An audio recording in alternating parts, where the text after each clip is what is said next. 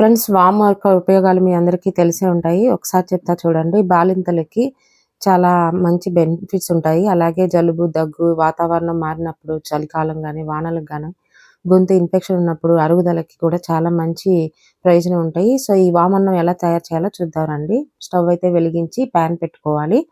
ఇందులో కాస్త ఆయిల్ ఏసేసి అందులో కొంచెం తాలింపు గింజలు వేసి వేయించుకోవాలి. కొద్దిగా జీలకర్ర కూడా వేయాలి. ఎండుమిర్చి తుంచుకొని వేసుకోవాలి.